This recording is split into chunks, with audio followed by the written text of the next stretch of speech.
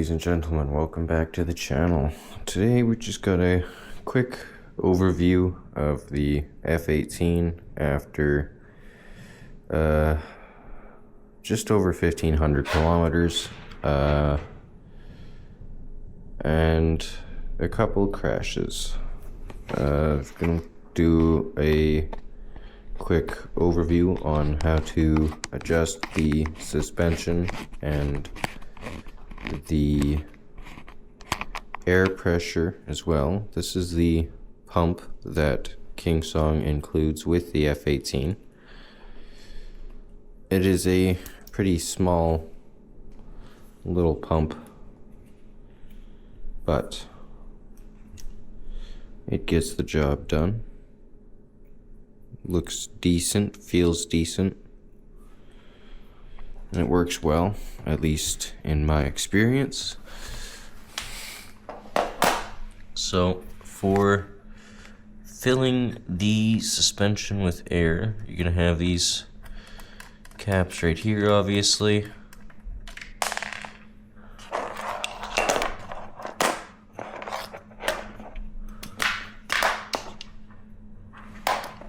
And I've found with the batch 1 battery boxes, it's probably a lot different with batch 2 or the batch 3s, because it looks like you'll be able to just set the pump this way. But with the batch 1 boxes, you kind of gotta set it at an angle before you can actually get it on, like that. A little bit tricky, kind of doing this with one hand here, but I can get it. There we go. Just like that. Alright, once that's on, you flick the tab. Check that that's set. And it's not, so I am going to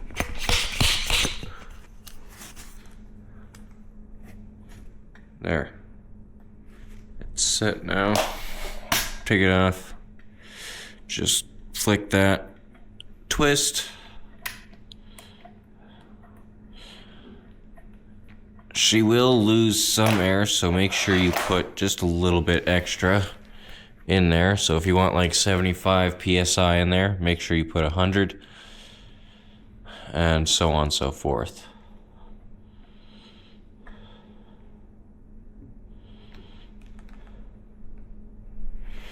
And it's the same thing on the other side, just a little bit higher because the air shocks are alternated on the F18. Now, in terms of adjusting the suspension, if you go counterclockwise, that makes the rebound faster. Clockwise, slower. I usually have mine 2 clicks from the fastest setting. Actually, I said in the video I had it on the fastest, but I actually have it 2 clicks back from the fastest. And the clicks are very subtle. I don't think I noticed them right away at all.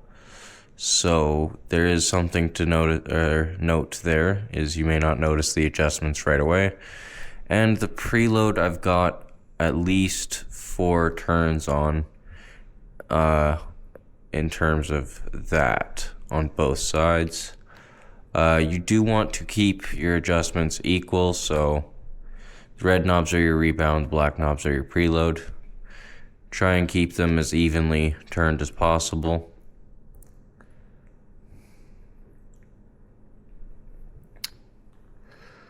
The headlights on the F18 are pretty bright.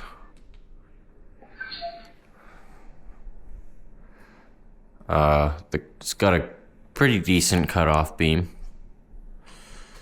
Obviously, this isn't the best testing scenario because it's pointed 6 feet away, but it's also bright outside, so I mean, outside really isn't a good test right now. Anyways, the light I have no complaints about for riding at night. It works really well. and it is really bright. So as far as the 1500 review goes, I've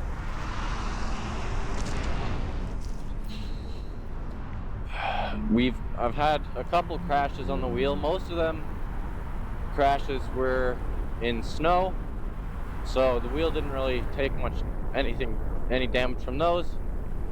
I did, however, have one crash going about 50 to 60 kilometers an hour, so a little over 30 miles an hour, and the wheel got a few scratches. Nothing broke, so that's good. Whee! Still getting used to riding it seated. I haven't been doing much seated riding, obviously, because we've just recently started to get dry pavement and stuff like that around here. There's still, off-road is still full of water and stuff like that there. Ooh, let's not go off the trail here. So I won't be doing too much off-road content for the next little while. I'm mostly going to be sticking to roads and bike paths, stuff like that. Just for the next few weeks. I'm hoping that the off-road trails dry up soon so I can put the knobby back on there and go rip some off-road trails without all the mud. So yeah.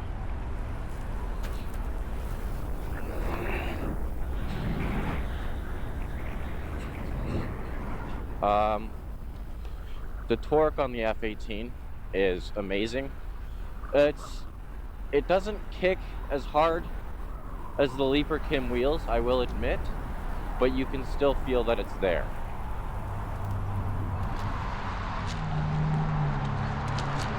Behind.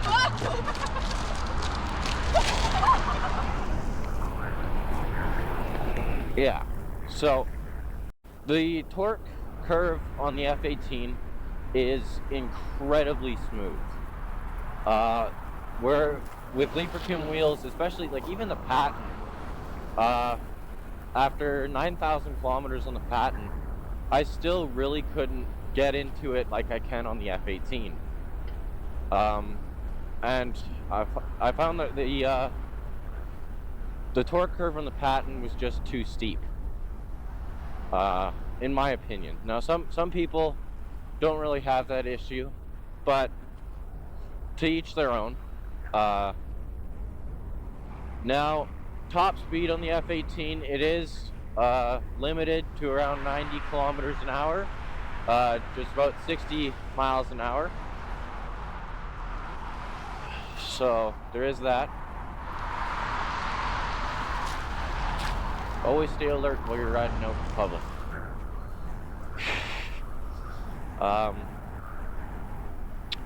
With that being said, I really don't find myself going up that fast.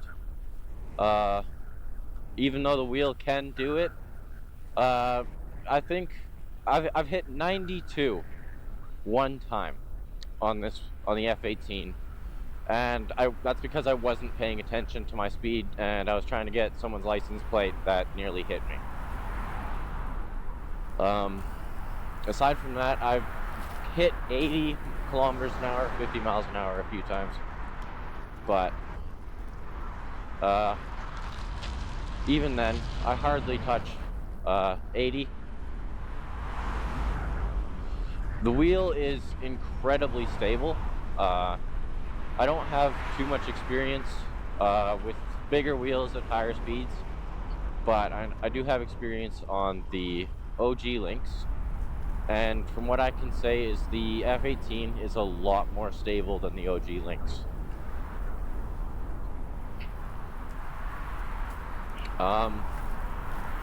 In terms of the suspension, it's amazing how much I'm actually able to adjust it to what I'm doing. So obviously you have your hydraulic oil shocks, and then you have your air shocks on the F18. And I like this setup over the Leaper Kim setup because I feel like I'm able to dial in the suspension more to how I'm going to ride. So if I'm just doing street cruising, I usually set the suspension around 75 psi, and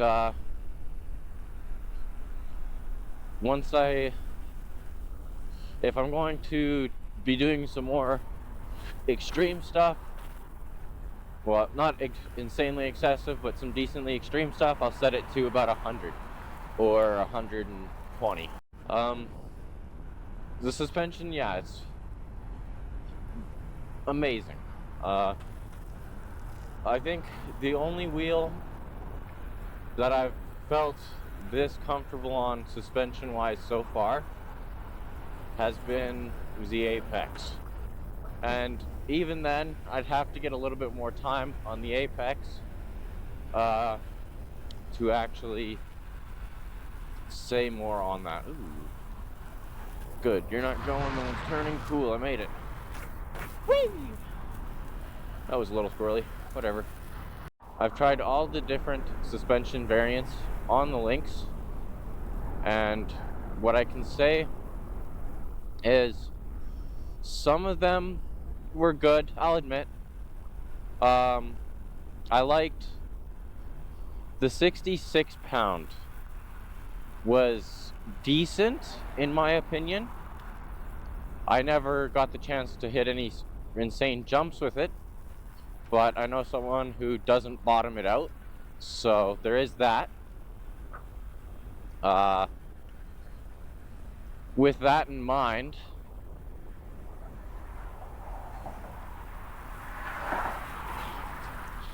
the F18 I've done some pretty gnarly stuff on compared to what I did on the Patton, and if I would have done half of the stuff I've done on the F18 so far on the Patton, the Patton would have dropped me every single time. That or I just would have fallen because the suspension just wasn't up to par. The Lynx, I'm not sure. I didn't get to do too much on the Lynx as I didn't have much experience on a heavier wheel at the time.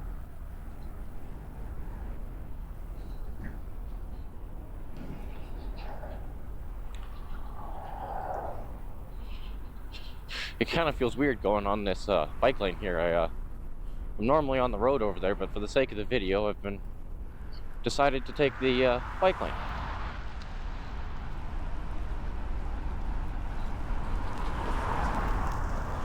Anyways,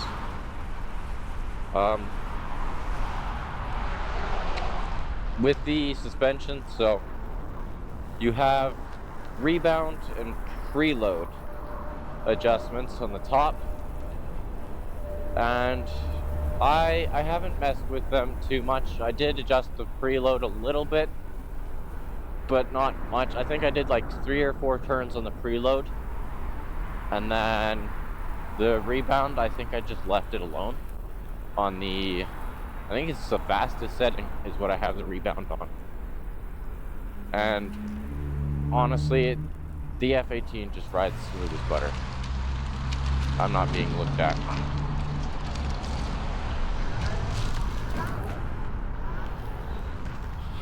Always pay attention and make sure you can see the driver looking at you when you're crossing roads. Especially if you're riding across them. I know a few people who've been hit by cars because the drivers weren't paying attention. I myself have ran into a car at one point because the driver ran a red light.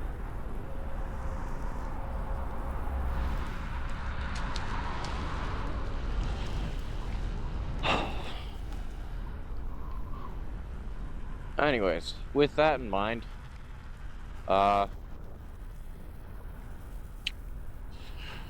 so for range on the F18, in colder, not freezing temperatures, but definitely colder temperatures, around 0 degrees to 10 degrees Celsius, I have been averaging about 50, 60 kilometers per charge and still having a decent amount of charge left. And by decent, I mean usually about 30% left when I finish my rides.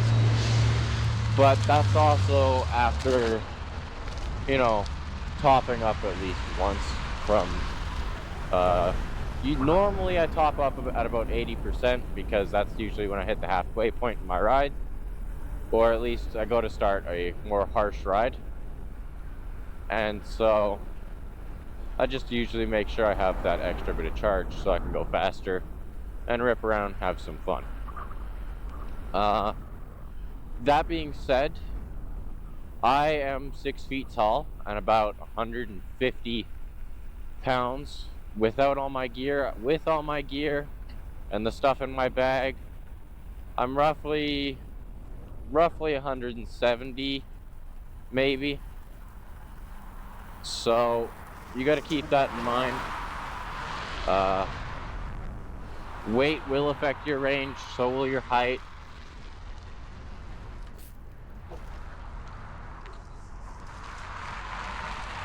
Are you gonna go? Yeah, you're going. Cool, I'm going too. Whee!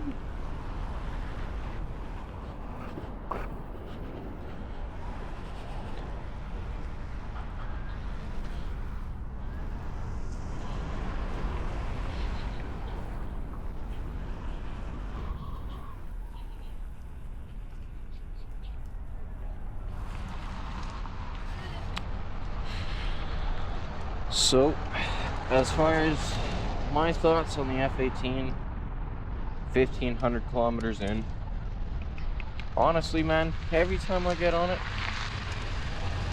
I either find something new or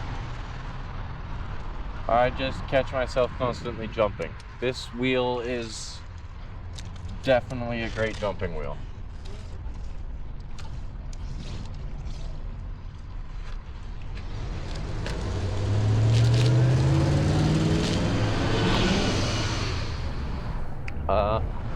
Now, with that being said, as much as it is a great jumping wheel, it's also great just for ripping around and cruising.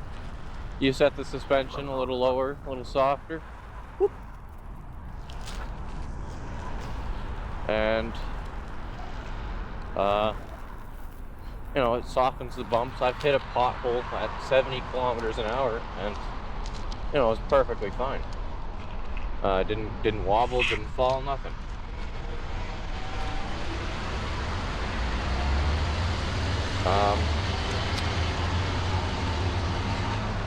Now,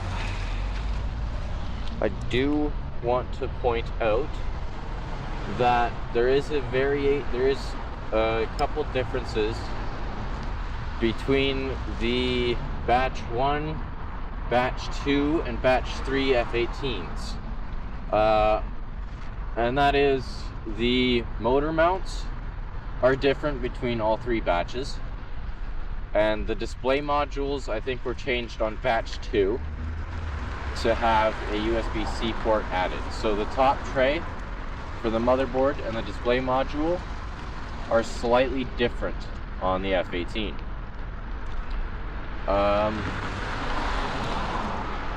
The batch 2 headlight seal or the batch 3 headlight seal, one of the two, got fixed, so it's sealed properly.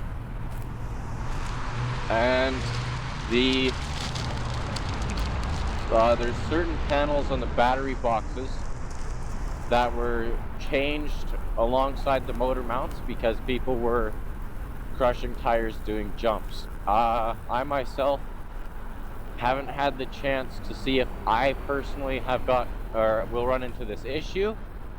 I have a feeling I might, so I may end up reaching out and asking for those pieces or asking to get those pieces out in advance,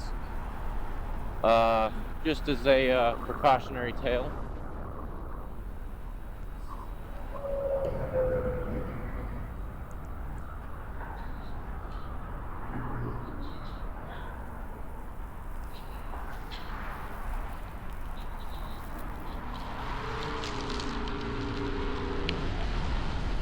But with that out of the way,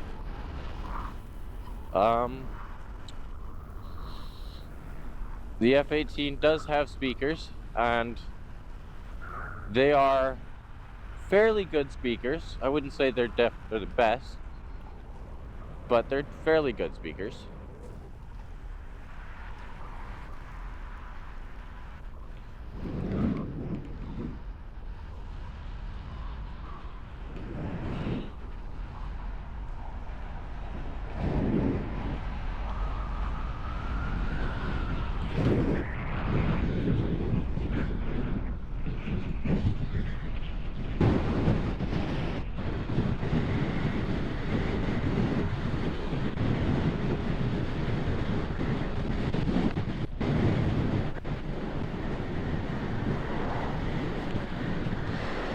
Yeah, it's just so fun to get on this, man. I go quiet a lot, but I'm just enjoying the ride. I don't talk much when I'm enjoying the ride. You know?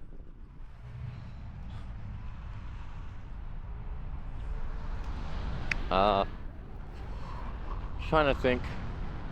Anything else I might be able to talk about and mention for you guys here?